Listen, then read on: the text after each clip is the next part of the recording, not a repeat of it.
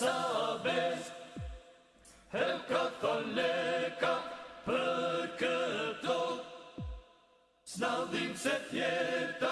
Besabes, el katolika për këto, s'naldim se tjeta.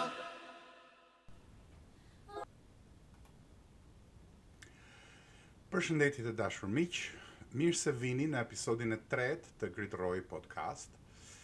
Sot dua të trajtoj dhe të ndaj me ju dy temat shumë të rëndësishme, të cilat ose nuk trajtohen fare nga mediat e kapura të Paris Tiranës, ose trajtohen në mënyrë të përcipt dhe nuk trajtohen ashtu siç duhet. Pra, këto dy tema janë të lidhura me njëra tjetrën, janë të lidhura ngushtësisht, edhe pse në pamje të parë nuk duket se është ashtu. Por janë të lidhura sepse nga njëra rrjedh tjetra. Dhe pa humbur kohë dua t'ju shpreh cilat janë këto dy tema. Tema e parë që do trajtoj sot është hagiografia zyrtare e lëvizjes studentore shqiptare, të cilën e pranojnë të dyja palët, edhe pse nga pikë vështrime të ndryshme, sepse secila bën atë çka mendon se i shërben grupit të cilin përfaqëson, por asnjëri nga versionet e paraqitura nuk është realiteti, nuk është e vërteta, sepse nëse del e vërteta, atëherë do duhet të dalë në pah ajo që na sjell tek pika e dytë, e cila është cilat janë grupet, pse vepron kështu paria, dhe cilat janë grupet që luftojnë për të kapur shtetin, pse e bëjnë këtë punë, cila është ideja e tyre themelore, ku bazohen ata në këtë ide, dhe së fundmi si na ndihmon kjo për të parë, për të përftuar atë që është realiteti jon sot, dhe më e rëndësishme ndër të gjitha, është se cila duhet me qenë zgjedhja për ne shqiptarët, nëse duam që të ndërtojmë një vend të begat të shqiptarëve për shqiptarët dhe me shqiptarët,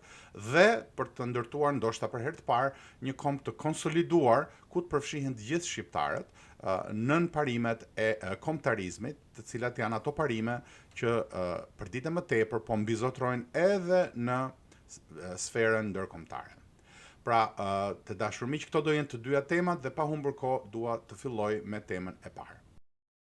Ata nuk kanë frikë nga ligji as nga Zoti i lartë, kanë frikë vetëm nga dita kur ti të shohësh qartë, nuk ka diktaturë që zgjat për gjithmonë, por liria nuk vjen nëse ti nuk e kërkon.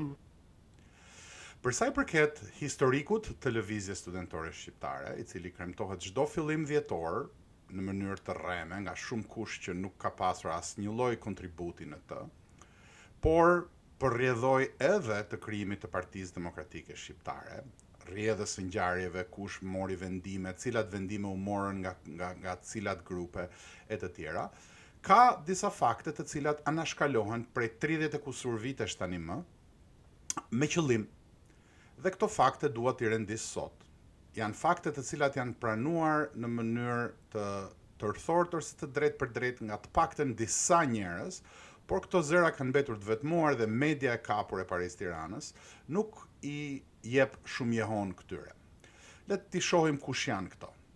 Pikë së pari në historiku, në hagiografinë zyrtare të lëvizjes studentore shqiptare nuk flitet për 9 vjetorin. Në 9 vjetor studentët, një grup nga studentët, grupi kombëtarist i studentëve, i drejtuar nga grupi i Shkodrës dhe mbështetësit e tyre, të cilët ishin jo pak, morën vendimin që atë që ndodhi me 8 vjetor, pra atë revolt që u shpreh me 8 vjetor, e cila shumë kush thot që nuk kishte qartësinë e duhur, që ishte për drita e të tjera, të gjitha këto janë variantet që më pas sigurimi i shtetit u përpoq që t'i jepte, sepse ai ishte plani i tyre. Mirë po, me 9 vjetor, të paktën 200 vet, të organizuar nga një grup i mirë strukturuar brenda lëvizjes studentore shqiptare, një grup i cili pas disa kohësh i dha edhe formën kombëtariste, ides që qëndronte mbas lëvizjes studentore shqiptare. Ky grup zbriti në sheshin Skënderbej për të tërhequr popullin e Tiranës. Pash një idiot mediatik që del vazhdimisht nëpër media, i cili thonte që nuk kishte lëvizje studentore, që populli i Tiranës kështu dhe populli i Tiranës ashtu. Tani, unë vet jam lindur dhe rritur në Tiranë, pra ndihem tiranësi adoptuar nëse mund ta themi këtë, dhe në fakt familjen time të ardhur nga Shkodra, populli i Tiranës e ka pritur me krah hapur, e kemi miqësi të thella ndër popullin e Tiranës, pra unë kam një respekt shumë të thellë për popullin e Tiranës. Mirë po e vërteta na bën që të themi të vërtetën. Duhet të themi të vërtetën dhe jo të themi rrenat, sidomos nga një budolla mediatik i cili del dhe i duket vetes sikur qa është, ndërkohë që nuk e ka idenë se çfarë ka ndodhur, sepse nuk ka studiuar, nuk ka hapur një libër me dorë, nuk për këtë punë, se nuk duhet ta anatemoj personalisht, po për këtë punë nuk e ka idenë, nuk ka para asnjë lloj arkive, po flet thjesht televizioneve, sepse nëpër televizionet e Paris Tiranës, sa më klon dhe sa më budalla ti jesh, aq më i gjithë gjindur bëhesh. Por ta lëm më njanë këtë zotrin, po ideja që ai shprehte është një ide e cila është futur prej kohësh në atë që quhet hagiografia, që nuk e bën studentat mërjahu, doli populli i Tiranës. E vërteta është ndryshe.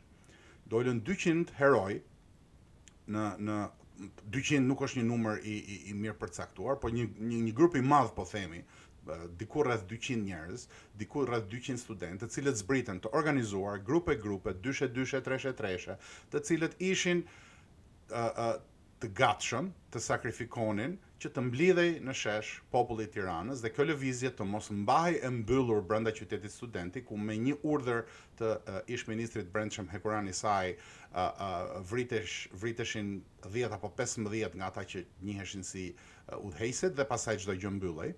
Ishte një nga variantet e mundshme në atë moment, por ishte një përpjekje e popullit të Tiranës dhe ishte një rrëzim i një diktature të egër dhe rifillimi, rindërtimi, ringritja e strukturave shtetërore, pastrimi i tyre dhe krijimi i një shtetkombi të shqiptarëve. Pra kjo ishte ideja që u shfaq me 9 dhjetor, për cilin askush nuk flet.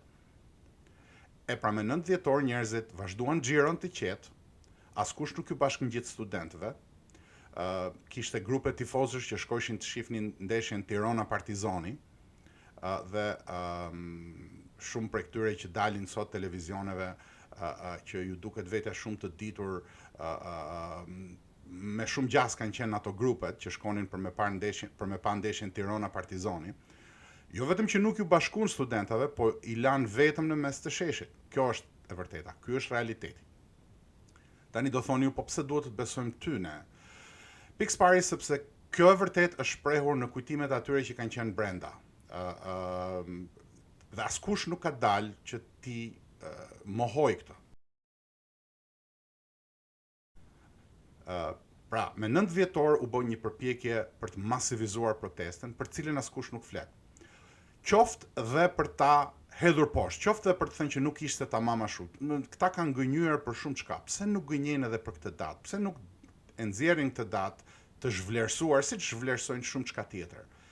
Pra unë besoj se ata as nuk e kanë ditur si është organizuar dhe nuk e dinë, ose nëse e dinë që nuk mund ta njollosin dot. E dinë se ishte një përpjekje e pastër kombëtariste për ta shndruar lëvizjen e disa studentëve të revoltuar në një fillim të një shtetkombit shqiptarëve, bazuar në një ideologji të qartë kombëtariste, dhe ndaj dhe nuk e përmendin. Mos përmendja e saj 35 vite më mbrapa, kur çdo gjë ka kaluar, kur teorikisht çdo gjë mund të shpalosej tani më dhe të zhvlerësohej, duhet ju thot diçka. Mendojeni pse nuk e shpallin ata këtë, pse nuk e shprehin ata që me 9 dhjetor studentët vendosën të zpresin në sheshin Skënderbej. Pra kjo është njëra nga pikat që nuk flitet dhe nuk është folur kurrë. Pika e dytë është që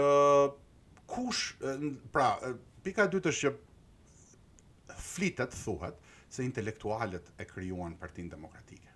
Shumë mirë, intelektualët e kanë krijuar Partinë Demokratike. Mirë po, ato ditët e para, sidomos në një gjendje ku gjithkush kishte frikë, ku nuk kishte filluar akoma të shkonin punonjësit e kombinateve ose punonjësit e ndërmarrjeve të shkonin në qytet studenti, nuk kishin filluar ende, kishte grupe, pika njerëzish të guximshëm ose njerëzish të cilët ndjenin se nuk kishin asgjë për të humbur, që shkonin, shumë prej tyre ishin dhe të futur të sigurimit shtetit, po kjo është një temë më vete. Sigurimi i shtetit kishte kontroll të informacionit të detajuar brenda për brenda qytetit studenti. Shumë nga ata që janë tek takimi me Ramiz Alin ishin të dërguar aty, më vonë ata janë bërë edhe kryeministra etj, por ishin të dërguar aty për të ruajtur kontrollin e shtresave që ishin pushtet edhe në rendin e ri që po përpiqeshin të krijonin me anë të një demokracie alla kineze, ku të ekzistonin grupime të ndryshme ku njerëzit të shfryenin inatet, por çdo gjë do të ngelej njësoj. Pra kontrolli i pushtetit do të ngelej nën të njëjtën kast. Pra, nuk flitet se kush i afroi këta intelektual, sepse siç dihet, ju keni parë videot, janë të nxjerra tani më, po askush nuk i merr seriozisht, videot e fishkëllimave që studentët i bën Sali Berishës në daljen e tij të parë. Gramos Pashko kishte një grup brenda universitetit, brenda fakultetit në atë kohë ekonomik, të cilët e shihnin si idhull, po shumë kush që e kishte njohur e dinte që dia e tij ishte si përfaqësore dhe nuk ishte aq i zotit sa dukej, sidomos ata që ishin marrë me ekonomi e të tjerë. Pra, nuk kishte besueshmëri, nuk ishte njeri karizmatik Gramos Pashko, po kush i bashkoi këta? Po i duhej pikërisht sepse ishte një nga njerëzit të cilët rridhin nga një familje thellësisht komuniste dhe garantonin në atë kohë mundësinë që të mos prekej kjo lëvizje, sepse deri në momentet kur u pranua Partia Demokratike, nuk dihej ende nëse regjimi do të reagonte me forcë, me dhunë, siç kishte reaguar gjatë gjithë jetës vet, pra do të bënte atë që çdo kush priste që regjimi të bënte, vendoste një mitraloz dhe të gjuanin 3-4 herë dhe pastaj gjithkush do të shpërndahej, ose do të vazhdonin në një mënyrë të butë për ta zbutur inatin e njerëzve dhe pastaj për t'i rënë atyre që ishin organizatorët real dhe për ta shkatërruar nga brenda lëvizjen, apo do të ndodhte ajo që pastaj ndodhi, që ishte rënja reale e pushtetit të tyre, pavarësisht se rënja nuk do të thotë kapërcimi ose ndryshimi, por ndryshoi mënyra e sistemit. U krijua një sistem që i lejoi Sali Berishës që të bëhej ky që është sot, që i lejoi Gramos Pashkos të bëhej ai që ishte, që i lejuan Azem Hajdarin, i cili ishte gati të priste gishtat atyre që ngrenin 2 gishtat. E keni në transkript edhe këtë. Po këtë do ta trajtoj pak më poshtë. Kështu që pse nuk flet kush i bëri bashk? Ka një narrativ, ka një hagiografi, ose për ta thënë më shqip, një gënjeshtër të pastër, që këta u bën bashk vet. Po nuk është kështu. Dikush i mori Gramos Pashkon dhe Sali Berishën dhe i bashkoi dhe ju tha që ju duhet jeni në kryet kësaj partie që po lind dhe ju duhet merrni njerëzit e afërt tuaj, të thirrni njerëz të cilët i keni të besuar që kjo parti mos lindi e vdekur.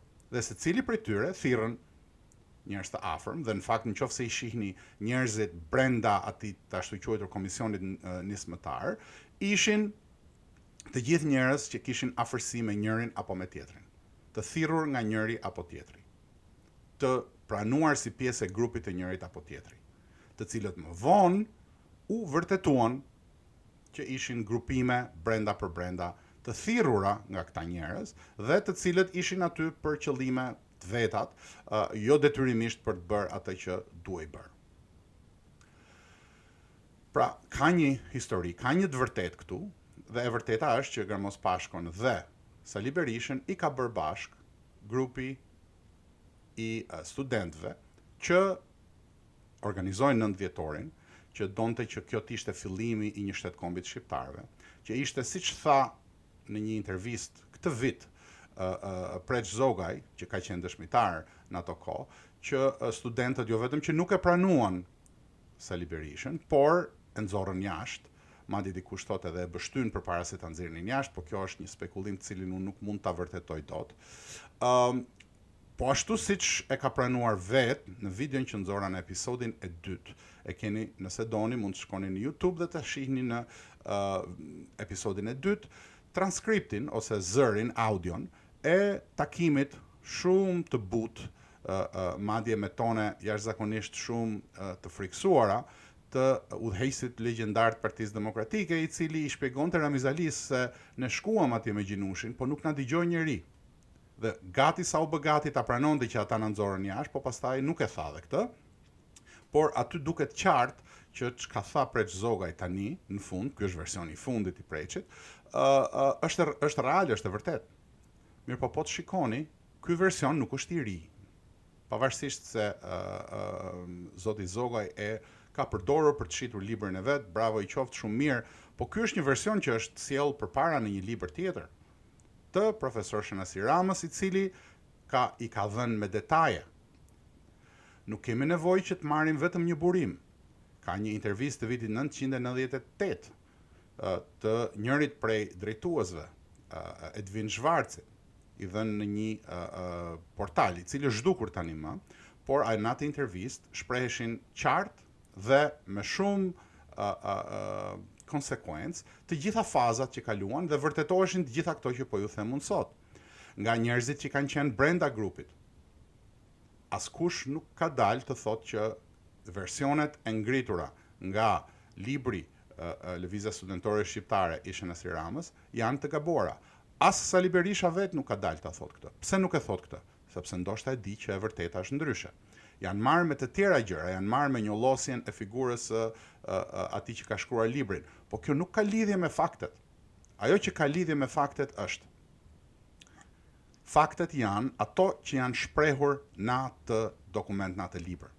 Dhe sa më shumë kohë kalon, aq më shumë ato fakte vërtetohen. Ja pra, që pas disa versioneve të tjera, zoti Zogaj pranon që Sali Berishin e nxorën jashtë studentët, pra nuk pas ka qenë themeluesi i Partisë Demokratike së bashku me studentët dhe me princin e mendjeve të lira, se kështu e quajnë disa budollej që janë përpjekur ta përdorin gjakun e atij për të marrë një post në PD. Lëvizja vjetori 90 e gjëra të këtij lloji. Nuk ka princ të mendjeve të tjera për t'ju shpjeguar.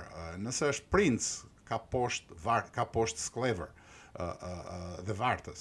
Nuk ka mendje të lira të cilat shërbejnë në një princ. Kështu që të gjitha këto, të dyja këto, janë pjesë e asaj që e hedh poshtë narrativën ose hagiografinë zyrtare të asaj që është përdorur gjatë këtyre 35 viteve nga paria e Tiranës. Ka dhe një të tretë. E treta është realiteti që ka ndodhur brenda asaj mbledhjes me Ramiz Alin. Ka më shumë se sa tre, po në vazhdën e kësaj që bëhet në dhjetor, duhet thënë që në mbledhjen me Ramiz Alin, gjërat nuk kanë qenë ashtu siç paraqiten sot. Shumica e njerëzve që kanë folur, dhe për këtë mund të përdorim një transkript të profesor Aleksandr Meksit, i cili ka bërë një libër me transkriptin. Transkripti nuk është tamam i plot, ka disa gjëra që janë lënë jashtë, por shumica e gjërave që i kanë ndodhur, shumica e saj janë në transkript dhe çka është thënë është aty, pra është versioni më real i asaj që ka ndodhur realisht. Dhe po të lexoni librin, mund ta gjeni shumë qartë që në atë diskutim, shumica e këtyre që tani mbahen si themelues të Partisë Demokratike kanë folur marrëzira nga pikpamja politike. Kanë folur budallallëqe. Kanë filluar çdo fjalim me ne ju duam shumë ju shoku Ramiz. Kanë qenë pjesë e asaj që ishte një lloj farse, e cila i shërbente jashtëzakonisht shumë Ramiz Alis, i cili shumë qartë ju tha, ju duhet krijoni një lëvizjen tuaj brenda një strukture që ekzistuese të sistemit. Pra, objektivi i Ramiz Alis, me shumë dinakri, me shumë finokri, ishte që të bënte ndryshimin, sepse kishte probleme jo thjesht me popullin brenda, jo me pakënaqësinë e popullit brenda, vetëm, po kishte probleme me legjitimitetin e sistemit që vinte nga jashtë. E dinte që rrezikohej pushteti dhe shteti nga fuqitë huaja, të cilat kishin vënë ultimatume. Le të mos harrojmë që ish presidenti Alia kishte vizituar New Yorkun, selinë e OKB-s, dhe kishte ndenjur në Hotel Plaza, që është mu në qendër të New Yorkut, është mu përballë parkut qendror, ose Central Park siç quhet, dhe me gjasa kishte dhënë dhe kishte marrë me shumë të dërguar të qeverive të shumë vendeve perëndimore, besoj. Nuk kam fakte për ta vërtetuar këtë, por jam i bindur që kur historianët t'i hapin letrat, mbas disa 10 viteve, do të shohim që Zoti Alia kishte marrë mesazhet e qarta dhe të drejtë për drejta që ishte e papranueshme vazhdimësia e regjimit komunist. Duke parë nga ky pikëvështrim, duke e ditur që ishte e papranueshme vazhdimësia, cila ishte zgjidhja më e thjeshtë për Ramiz Alin? Zgjidhja më e thjeshtë për Ramiz Alin ishte një kalim i butë në një version kinez, ku bashkimet profesionale, ku sindikatat, ku një parti e studentëve, siç u përpoq që ta mbyllte historinë. Pra, bëni një parti dhe rrini urt. Bëni një parti se legjislacionin, siç u thot Ramiz Alia në atë takim, ne e kemi. Nuk kemi nevojë të ndryshojmë gjë. E asnjëri nga këta që mbahen sot si themelues, asnjëri nga këta që dolën folën aty, që ishin edhe profesor, ishin edhe student të nderuar, që mendonin se dinin shumë shka, askush nuk arriti t'i përgjigjej me mënyrën e duhur. Në atë transkript keni vetëm një person, përfaqësuesin e grupit të ashtu quajtur të Shkodrës, se nuk ishin të gjithë nga Shkodra, po shumica ishin me bazë në Shkodër. Ai që ishte përfaqësuesi i grupit të Shkodrës, ishte i vetmi që insistoi në demokraci reale deri në pikën ku tha, a do ta japësh apo jo. Janë të gjitha në transkript. Shkoni dhe i shikoni. Pra, ky ishte, që ta themi me emër se nuk kapse të tërhiqemi nga emrat. Ky ishte Shenasi Rama, i cili ishte i vetmi që insistoi për një lëshim real, për një ndryshim real. Dhe ishte ky grup i cili vazhdoi lëvizjen studentore shqiptare edhe mbas krijimit të Partisë Demokratike. Ishte ky grup që insistoi që Komisioni Nismëtar i Partisë Demokratike, nuk thuhet, janë një gjë tjetër që nuk thuhet. Nuk thuhet se si propozimi fillestar i Sali Berishës, i cili u pranua nga të gjithë intelektualët e shquar që bënin pjesë në atë mbledhje të fillimit të Partisë Demokratike, ishte që si përfaqësuesi studentëve në Komisionin Nismëtar ishte vetëm Azem Hajdari, dhe ky kishte mbështetjen edhe të shokut vet të ngushtë, në shumë plane ishin shok të ngushtë, sepse flinte shpeshherë në shtëpinë e tij Azem Hajdari, shoku i tij i ngushtë ishte Arben Imami. Kështu që të gjithë mendonin që duke vendosur Azem Hajdarin, i cili ishte një njeri që tregoi guxim në momente të caktuara, në momentet e para të lëvizjes studentore shqiptare dhe pa një oportunitet.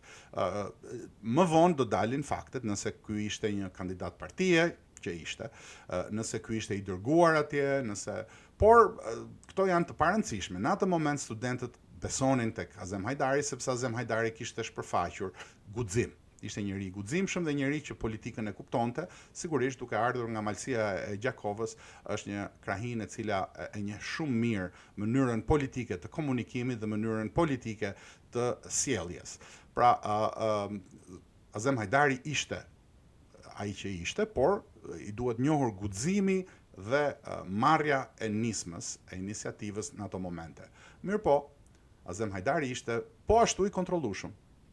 Azem Hajdari ishte po ashtu pa asnjë ideologjim prapa, nuk besonte tek asgjë tjetër përveç se parimet e privilegjeve të veta. Azem Hajdari ishte i gatshëm, siç u vërtetua më vonë, të thonte gjithçka, thjesht që të qëndronte në lojë vet. Të bënte gjithçka, thjesht që të qëndronte në lojë vet. Dhe në atë pikë pati një insistim. Komisioni Nismëtar nuk kishte vetëm një student, pati 6 student. Kush mendoni ju se insistoi që kjo të bëhej dhe vendosi që të bëhej ashtu siç deshin studentët dhe jo ashtu siç deshin të ashtu quajturit intelektual të ndritur.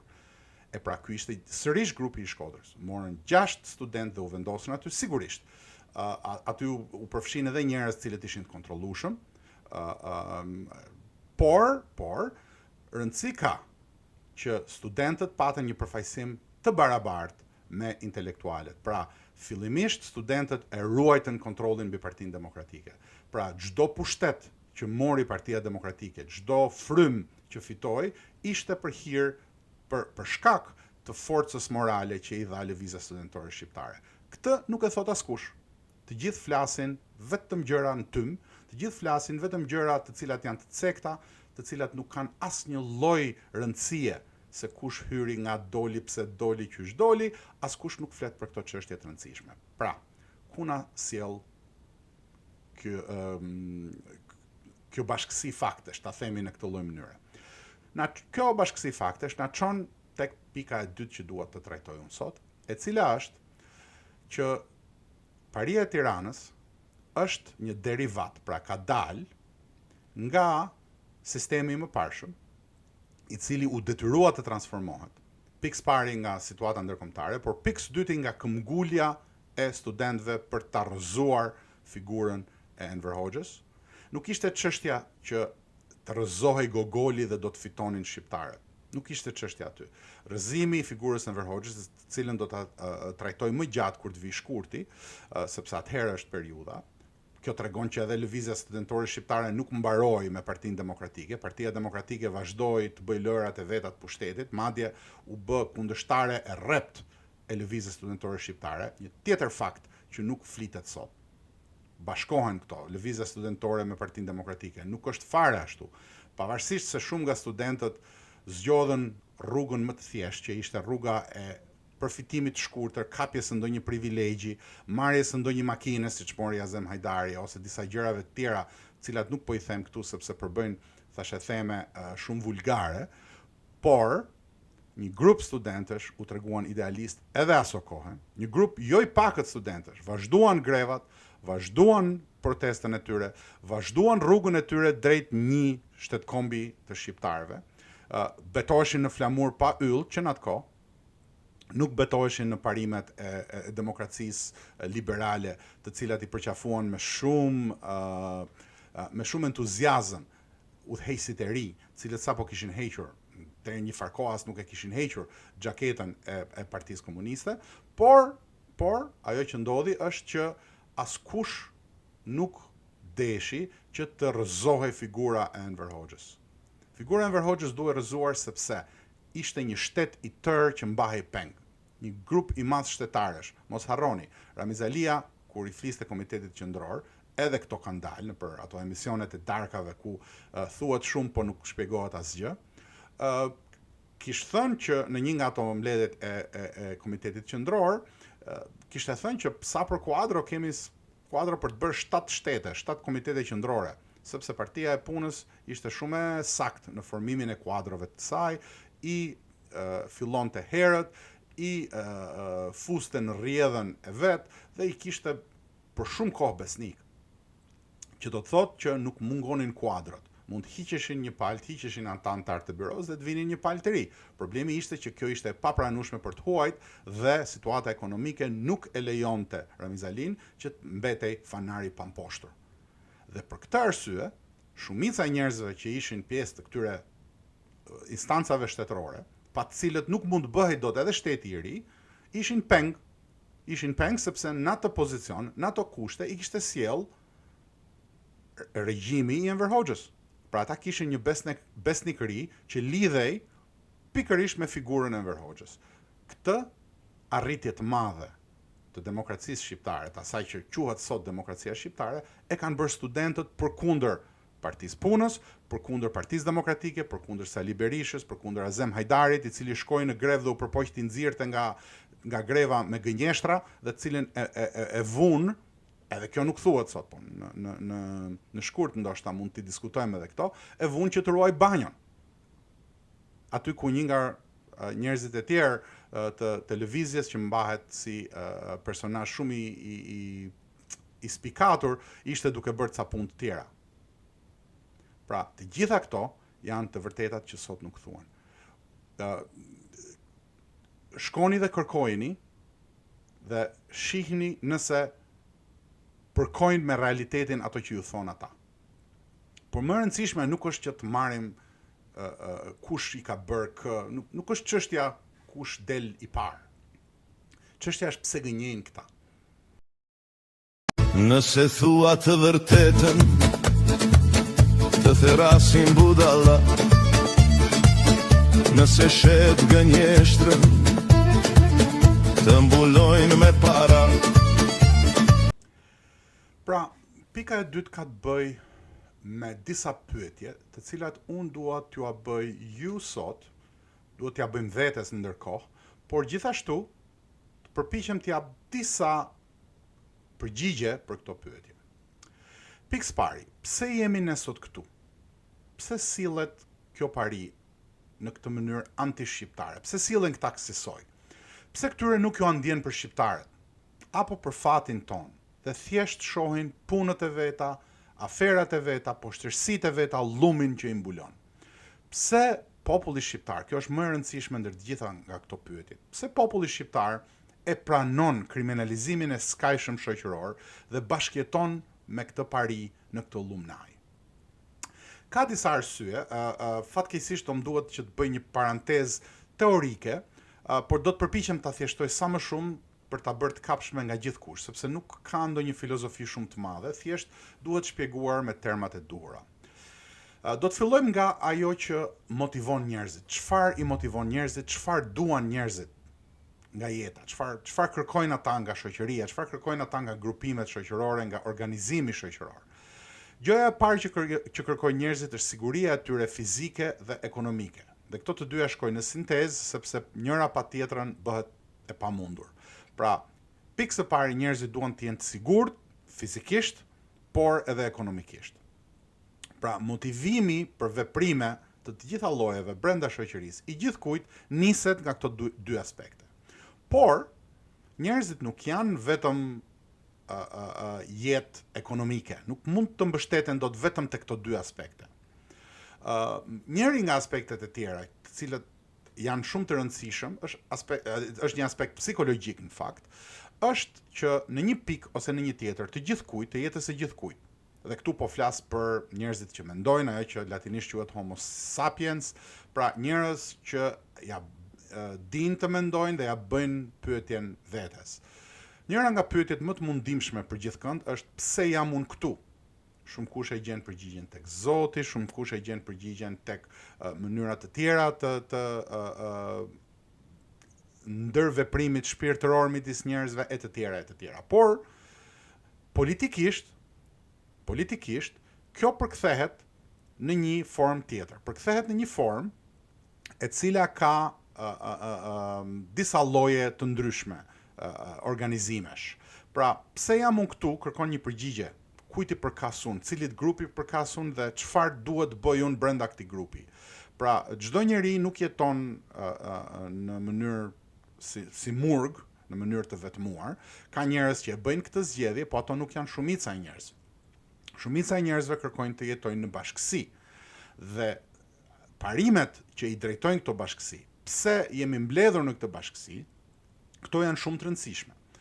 Dhe shumë kush mblidhet në parime fetare, mblidhet në grupime fetare, shumë kush mblidhet në grupime të një grupi shoqëror të caktuar, disa njerëz mblidhen në parime klasore, por një nga parimet më themelore është parimi kombëtar, pra është grupi kombi, i cili përfaqëson një familje të zgjeruar të gjithë atyre që kanë një prejardhje etnike ose jo, sepse kombi mund të krijohet edhe në mënyra jo etnike, të paktën teorikisht flitet. Por në rastin ton, kjo është një familje etnike, ku të gjithë të ndjehemi shërbyes të një kauze e cila është më e madhe se sa secili prej nesh. Dhe kjo në vetvete jep ndjesin ose ndjenjen e lirisë më të madhe që mund të ekzistojë për gjithëkënd. Pra, që ti jesh i lirë, çfarë do të thotë që ti jesh i lirë? Që ti jesh i lirë nuk do të thotë që të kesh para shumë, nuk do të thotë që ti jesh i parë në atë që konsiderohet hierarkia e shoqërisë ku jeton, por ti jesh i lirë do të thotë që mund të jesh edhe i parë, edhe i dytë, edhe i fundit për nga hierarkia shoqërore, por ama të ndjehesh i barabartë përpara bashkëkombasit tënd. Pra barazia nuk ka nevojë të jetë as ekonomike, as shoqërore, pavarësisht se kjo që po shpjegoj unë është një lloj barazie shoqërore, sepse nëse e ndjen veten si vlla ose motër e njeriu tjetër, pavarësisht statusit shoqëror ose statusit ekonomik, kjo është një lloj barazie shoqërore, por nuk vjen pra barazia tek mjetet që njeriu ka për me përdorë për me jetu, por barazia vjen tek ndjenja e të qenit vlla dhe motër me gjithkënd që sheh rreth e qark dhe të pasurit e të njëjtit objektiv kryesor, i cili është mirëqenia e kombit. Nëse unë i shërbej mirëqenies kombit, atëherë, si njeri kombëtarist, unë ndjehem mirë dhe ndjehem që jeta ime i ka shërbyer diçkaje, nuk kam ekzistuar thjesht si një person që ka lindur, ka jetuar, ka ngrënë dhe ka pirë dhe ka vdekur, por kam ekzistuar si një diçka që i ka shërbyer, kam lënë diçka mbrapa.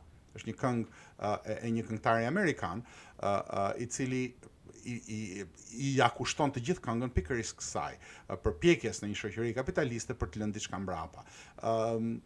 Kombi është organizimi shoqëror që ofron këtë në mënyrën më perfekte të mundshme, të paktën në gjykimin tim. Ndaj dhe unë besoj fort në fuqinë e kombit shqiptar, në fuqinë e kombit etnik, i cili i lidh njerëzit në një mënyrë që nuk ka asnjë lloj grupimi tjetër që të arrijë që t'i lidh. Mirë po, siç thash, njerëzit organizohen edhe në grupime të tjera. Dhe këto grupimet e tjera ekzistojnë nganjëherë edhe pavarësisht kombit. Dhe këtu dalim tek një pikë tjetër. Këtu dalim tek ajo që quhet marrëdhënia midis shtetit dhe kombit, sepse shteti është diçka tjetër. Shteti është një lloj organizimi i ngjashëm me kombin, por që mund të bashkëekzistojë me të. Është një lloj paradoksi, por gjithsesi shteti mund të bashkëekzistojë me kombin nëse vendoset në shërbim të interesave kombëtare. Mirë, po çfarë është shteti? Shteti është një instrument dhune.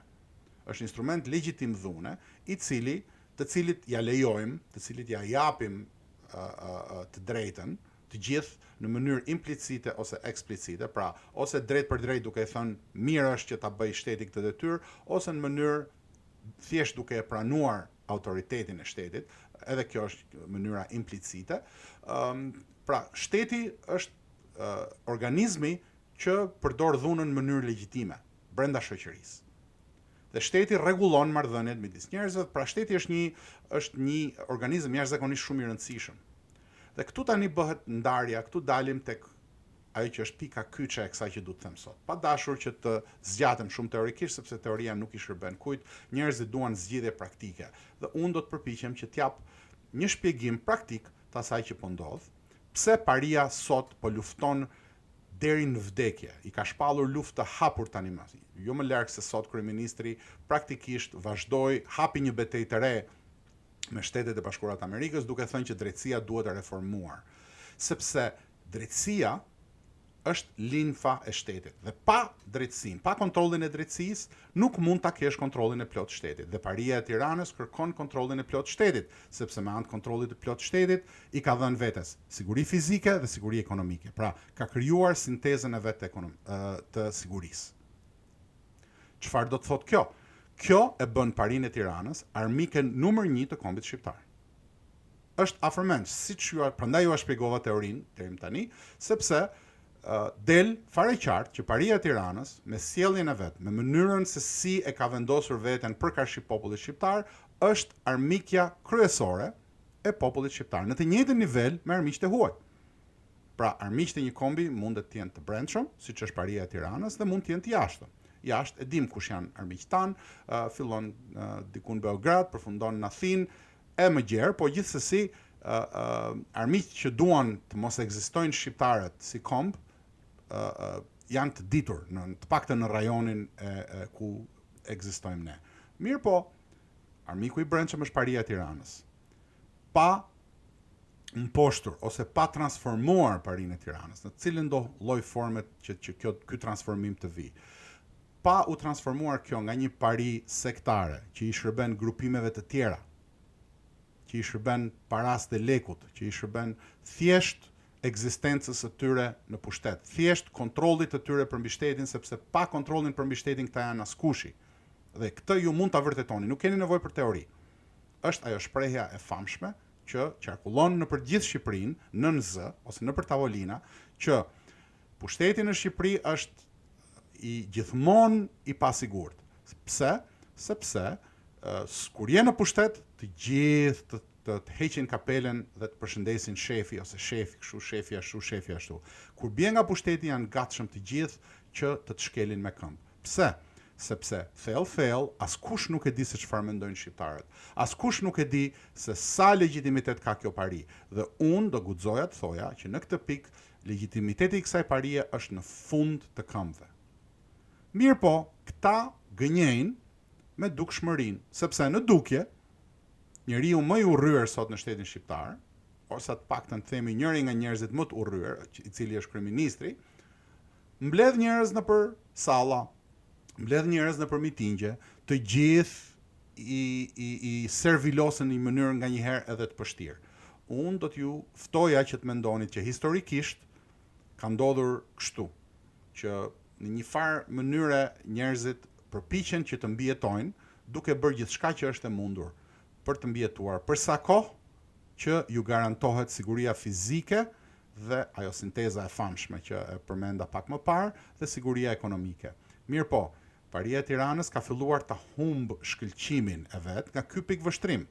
Pa pasur dot kontrollin e shtetit, e ka shumë të vështirë që të shpërndajë të mira materiale, dhe pos shpërndau të mira materiale, kjo pari nuk i duhet më askujt, nuk i duhet më as mbështetësve të vet, të cilët kanë filluar ta kuptojnë këtë. Ky është sensi i braktisjes ose i shkërmoqjes së asaj që ju quani sot Partia Demokratike. Pse po shkërmoqet Partia Demokratike? Pse ka mbetur një trust kriminal në shërbim të sigurisë së familjes së kryetarit legjendar dhe të përjetshëm? Sepse nuk ekziston më askush që i beson atyre që thon ata që quhen drejtuesit e saj, jo vetëm kryetarit legjendar, i cili gënjen lart e poshtë dhe nuk e ka problem gënjeshtën edhe në këtë moshë të shtyrë, por edhe të atyre klohunëve dhe karagjozëve që ai ka vendosur në krye. Nuk ka zgjedhje tjetër ai. Sali Berisha është çdo gjë, por nuk është budalla. Politikën e njeh me rrënjë, sidomos politikën në Shqipëri e njeh me rrënjë. Ai e di që në këtë pikë ku është, të vetmit njerëz tek cilët mund të mbështeten janë këta karagjozët politik, të cilët ai ka nxjerr që të bëjnë betejat. Karagjoz politik të tipit të mulit të UDB-s, siç e quaj unë, ose mulit të UDB-s, apo të asaj zonjës që ka qenë kryetare e Lëvizjes për Ndryshim, këta janë njerëz pa asnjë dinjitet. Këta janë njerëz të cilët e kanë provuar veten që janë njerëz që nuk i shërbejnë asgjëje tjetër përveç se qesharakërisë së tyre.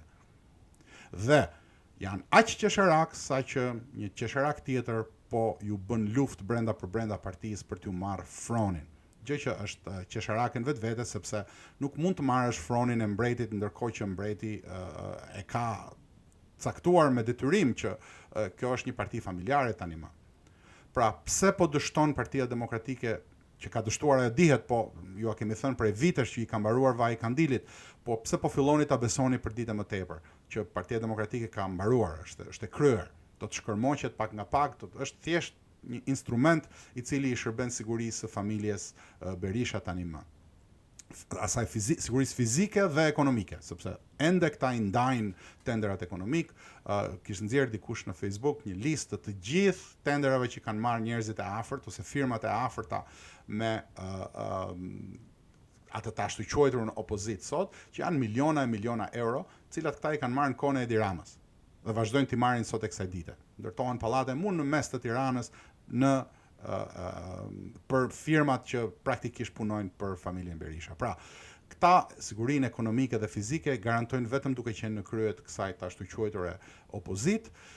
E njëjta gjë është duke i ndodhur brenda për brenda duqes së Surrelit, siç e quaj unë, kryeministrit ton, i cili tani më po e sheh se s'ka zgjidhje tjetër veç se të luftoj vetë në vit të parë kundër Shtetet Bashkuara të Amerikës dhe ndërkombëtarëve, të cilët i kanë vendosur një drejtësi sistematike. Pra, SPAK-u po vepron sistematikisht, të gjithë ata që ju gënjenin prej vitesh duke thënë që pse nuk goditet Edi Rama, pse nuk goditet Edi Rama, jo po kimetja kështu, kimetja ashtu, e shumë gjëra të këtij lloji, të gjithë ishin thjesht propagandist ose budallëj.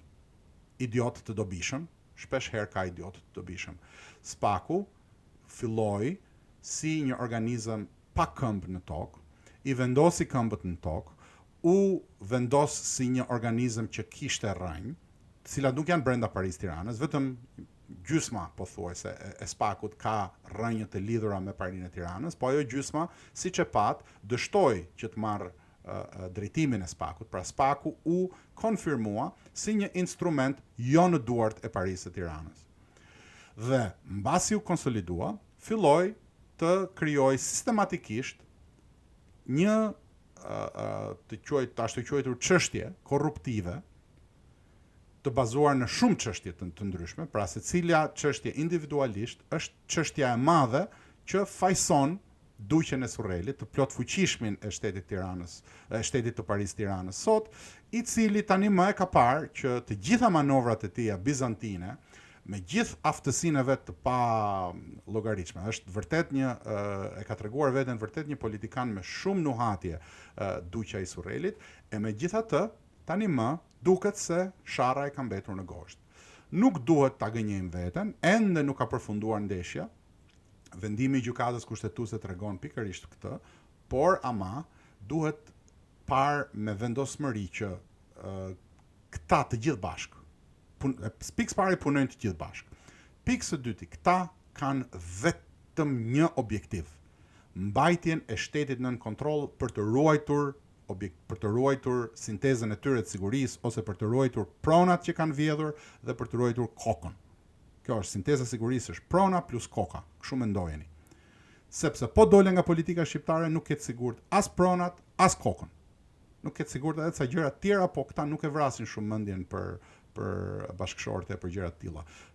E kanë normalizuar atë punë duke e bërë pjesë të shoqërisë. Tani më është pjesë e shoqërisë që gjithse kush i shkon andej këtej, gjithandej nuk ka më moral nga ky pikëvështrim për ta. Prandaj dhe e kanë promovuar këtë punë, sepse e kanë ditur që dikush do ngrihet dhe do thonte, po mirë, mor ju që jeni në krye gjithë këto vite, si mund të jeni kaq të pamoralshëm. E kanë rregulluar këtë çështje, mirë, po nuk kanë rregulluar dot atë që ju vjen nga burimet të cilat ata nuk i kontrollojnë. Sot për sot ata kontrollojnë burimet e brendshme. Mirë, po edhe këto burime nuk janë të sigurta, sepse janë të varura nga çfarë ofrojnë ata. A ofrojnë ata dot më siguri ekonomike dhe fizike, pra një sintezë sigurie për grupet e brendshme, grupet që i mbështesin. Grupet po i bjerren duqjes, grupet që e mbështesin pak nga pak. Është një luftë pothuajse të hapur me ish kryebashkiakun Veliaj. Është një luftë pothuajse të hapur me ish ministrin e vet, jo pothuajse, po të hapur me ish ministrin e vet financave. Është një luftë pothuajse të hapur me zëvendës kryeministrin e tij aktuale. Të gjitha këto janë grupime pushteti që deri dje i bënin temena. Sot nuk i bëjnë më temena. Pse? Sepse ju janë prishur interesat ekonomike dhe të sigurisë fizike. Nga kjo lloj bjerrjeje nuk ka kthim mbrapa përveç se një fundi të keq.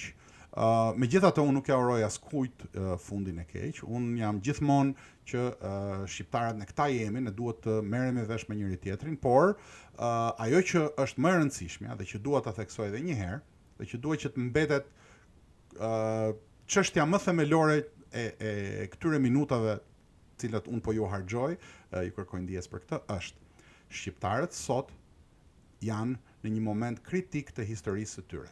Shqiptarët sot duhet të kuptojnë që nga ky moment kritik do të vendosen dekada të historisë tonë të ardhshme, 10 vjeçar të historisë tonë të ardhshme. Në këtë moment, kur Paris po i paksohet arsenali me cilin ata mbajnë peng shqiptarët, po i paksohet, po i zhvoshket kontrolli që ata kanë mbi shtetin, dhe pa pasur kontroll mbi shtetin, ata nuk japin dot më as siguri fizike dhe për veten e tyre dhe për njerëzit rreth, as siguri ekonomike. Dhe ata në pushtet i kanë mbajtur vetëm dhënia e këtyre të mirave materiale. Duke qenë që ata sillen në mënyrë antishqiptare, duke qenë që ata të gjithë bashkëpunojnë kundër shqiptarëve, ndoshta të dashur bashkëdetar të mi, të dashur bashkëkombas të mi, ka ardhur koha që atyre të mos ju vendosim më, mos ju japim më asnjë lloj besimi. Duhet t'i lëm që të merren me njëri tjetrin deri në pikën ku ata të mos kenë më asnjë lloj mundësie të përballen më me askënd Dhe në atë pikë ne duhet të mendojmë edhe një herë tjetër që të rikrijojmë bazat për një përpjekje kombëtare me bazë etnike të gjithë shqiptarëve, për një shtet I cili të shërbejë interesave tona kombëtare, për një shtet I cili të ketë në mend se si do të bashkohen shqiptarët në një shtet vetëm, ndoshta jo brenda një kohe të shkurtër, po brenda një kohe sa më të shkurtër, brenda një kohe sa më të arritshme, të bashkërendojmë gjithçka për të mbërritur në këto objektiva. Ky duhet të ishte dhe ky duhet me qenë objektivi I shtetkombit shqiptar. Dhe njerëzit që do të kenë kontroll mbi shtetin I cili do të vendoset në shërbim të këtyre objektivave, duhet të jenë shërbëtor të këtij shteti. Nuk duhet hyjnë aty për të pasuruar. Sigurisht që kushdo që është në krye të shtetit ka disa privilegje institucionale, po këto duhet të jenë vetëm aq, të mos përkthehen pastaj në privilegjet përjetshme apo të mos përkthehen në grupime që punojnë kundër asaj që është interesi kombëtar. Këta punojnë kundër interesave kombëtare sepse këta pikë pari nuk ndihen shqiptar, po ndihen diçka tjetër. X, Y, Z nuk ka rëndësi. Këta ndihen të bashkuar në një grup me ide të tjera, të ndryshme nga kombi. Dhe ky është përkufizimi I armiqve të kombit. Paria e Tiranës është armike e kombit shqiptar.